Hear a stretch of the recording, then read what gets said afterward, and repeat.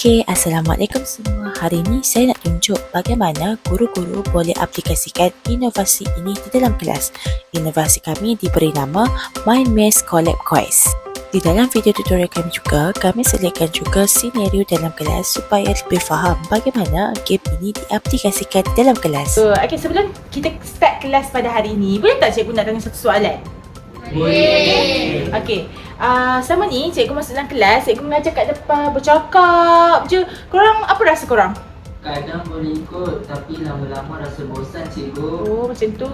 Kalau cikgu cakap panjang sangat, kami rasa mengantuk. Oh. Kadang-kadang saya dengar je tapi tak masuk pun. Kalau tak buat apa-apa susah nak fokus.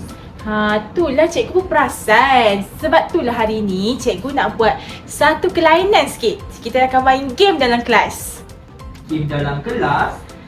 Ya, game dalam kelas. Game ni satu bentuk game yang interaktif, tapi dia ada tujuan dia tahu. Bukan semata-mata game je. Kita bincang, fikir sama-sama dan selesaikan masalah.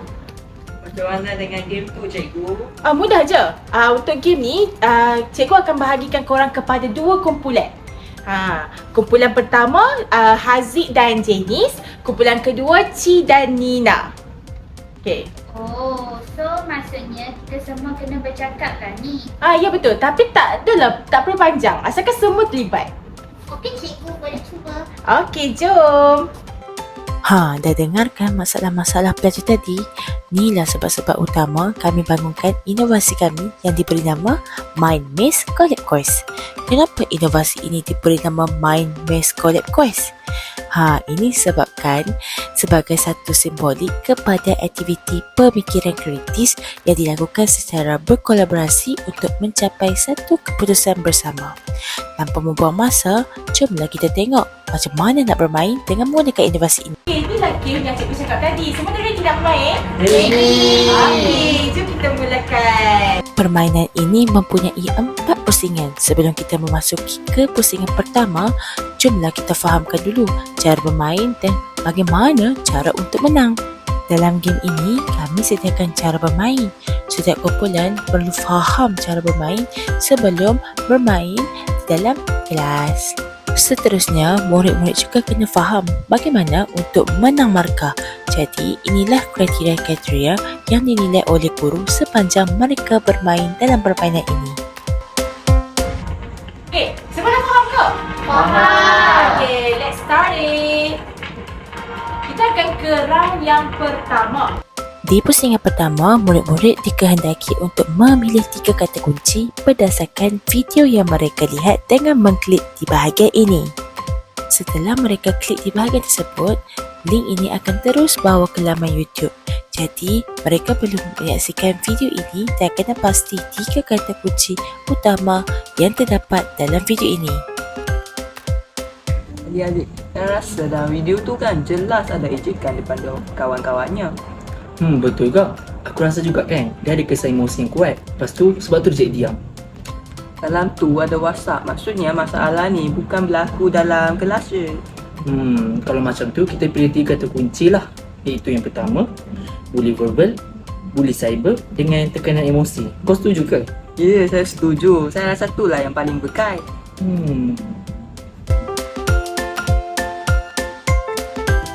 Dalam video tu, dia kena bully dengan kawan-kawan dia sebab markah dia rendah. Walaupun dia belajar sungguh-sungguh. Kan, emosi dia down lah sebab dia selalu diajak oleh kawan-kawan dia. Kalau macam tu, kita kena pilih 3 kata kunci, iaitu tekanan emosi, rakan sebaya dan juga masa buli. Setuju tak Nina? Setuju? Okey. Okay, semua dah selesai bincang? Selesai! Okay, kumpulan Haziq, apa kata kunci kumpulan kamu? Setelah bincang, kami telah memilih bully verbal, bully cyber dan juga tekanan emosi. Okay, kumpulan Ci? Kumpulan kami pula pilih masa buli, tekanan emosi dan juga rakan sebaya. Okey, bagus. Setiap kumpulan ada pendapat yang berbeza. Dan itu tak salah sebenarnya. Sekarang kita ke pusingan yang kedua. Okey, dalam pusingan yang kedua ini, setiap kumpulan perlu, tadi kan dah pilih 3 kan?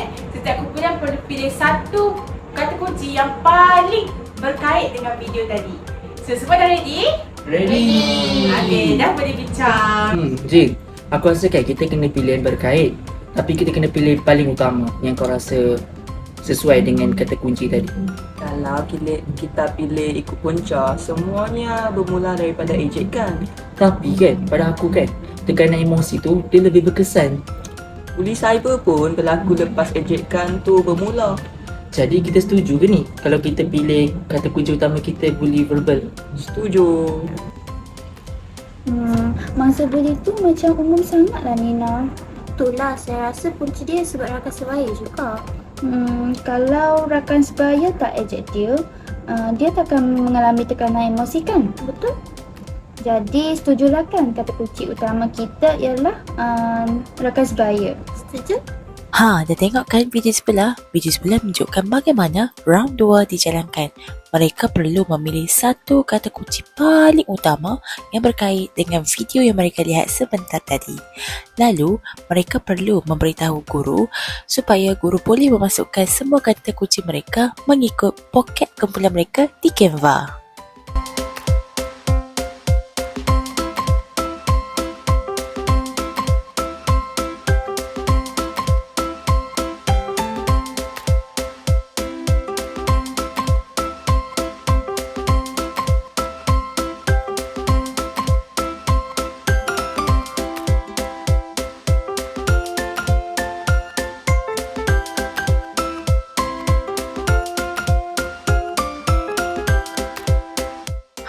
Mudah je kan? Jom kita masuk ke round yang ketiga. Okey, kita akan masuk ke round yang ketiga macam cikgu cakap tadi. Okey, dalam pusingan ketiga ni, kamu bincang dan analisiskan kenapa bully verbal macam kumpulan Haziq cakap dan faktor rakan sebaya macam grup kita cakap menjadi masalah utama dalam video yang kita tengok tadi. Okey, akhir sekali, kamu semua kena pilih salah satu ataupun satu sebab utama berdasarkan keputusan majoriti dalam kumpulan masing-masing. Okey, semua dah boleh berbincang. Okey, kita telah masuk ke round yang ketiga. Round ketiga ini, murid perlu berfikir dengan lebih mendalam dan kritis apabila mereka perlu menganalisis dan kaitkan nilai universal moral dengan kata kunci yang dipilih mereka. Nina, kenapa rakan sebaya ni boleh membawa kepada bully? Saya rasa sebab rakan sebaya je yang rapat dengan kita. Macam kita, dah 10 jam dah kita duduk sama-sama, belajar sama-sama. Tapi cikgu kan ajar kita kena hormat dan juga toleransi dengan orang lain. Tak semua orang ikut nilai tu, Cik. Kadang-kadang kita tak sedar pun perbuatan kita ni menyakitkan orang. Jadi sebab utama kita pilih rakan sebaya ni sebab dia orang yang agak rapat dengan kita dan kadang-kadang perbuatannya boleh menyakitkan kita lah kan? Betul? Baiklah, nanti kita bagi tahu cikgu sebab-sebab kita ya. Kau rasa kenapa ejekan ni boleh membawa kesan yang besar untuk kita? Aku rasa kan sebab dia berlaku depan orang ramai. Jadi orang tu rasa malu lah. Tapi kan cikgu pernah ajar kita tentang nilai keberanian kan? Kalau kita dibuli, kita kena berani untuk melawan balik. Kalau kita takut dan tak yakin dengan diri sendiri, kita akan selalu jadi mangsa pembuli. Jadi, lama-lama kita akan dipijak-pijak. Jadi sebab utama kita pilih bully verbal ni sebab dia buat mangsa hilang keyakinan diri untuk lawan balik. Ya, secara tak langsung dia akan ganggu pembelajaran orang tu. Okey, inilah sebab utama pula kita. Nanti saya bagi tahu cikgu ya. Boleh Jing, aku setuju dengan kau. Okey, sekarang kita dah berada di round yang ketiga kan? Okey, sekarang kita akan ke final round. Yeay. Okey, sekarang di final round, cikgu nak semua ceritakan kepada kumpulan-kumpulan yang lain kenapa kamu pilih kata kunci tersebut dan kaitkan dengan nilai universal moral dalam kehidupan sebenar. Okey, kita mula dengan kumpulan satu dulu boleh? Yeay, kita dah masuk ke final round. Di final round ini, murid-murid perlu membentangkan refleksi mengapa kata kunci tersebut dipilih dan kumpulan lain memberi pandangan di samping guru memberi markah akhir. Okey, sekarang cikgu nak dengar daripada kumpulan satu dulu boleh? Boleh. Okey. Kumpulan kami pilih bully verbal sebab ejekan tu dia berlaku secara terbuka dan berulang kali. Oh, Dia okey. buat murid tu rasa malu, hilang keyakinan untuk beranilah lawan balik. Okey, faham? Alright, kumpulan yang Ci? Kami pilih rakan sebaya. Sebab rakan sebaya ni rapat dengan kehidupan sehari kita.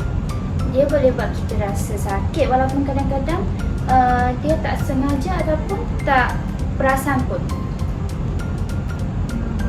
Kesan dia sangat besar sebab dia boleh bawa impak kepada akademik kita.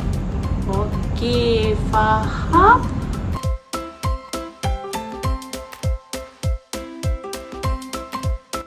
Macam mana pula guru menilai? Di sini kami menyediakan rubrik penilaian guru. Mari kita lihat rubrik penilaian guru. Di sini merupakan rubrik penilaian guru yang dinilai berdasarkan aspek-aspek tersebut.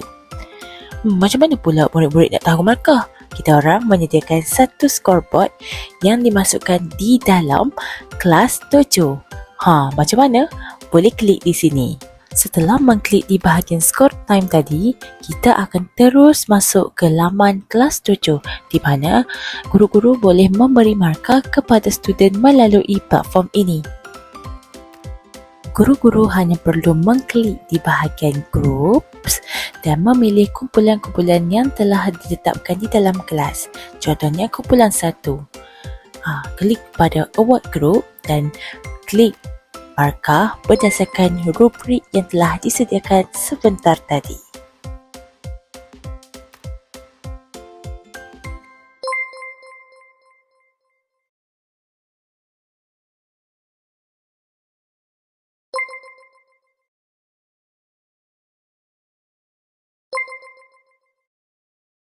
Sekian sudah video tutorial kami. Jangan lupa aplikasikan inovasi ini di dalam kelas. Selamat mencoba!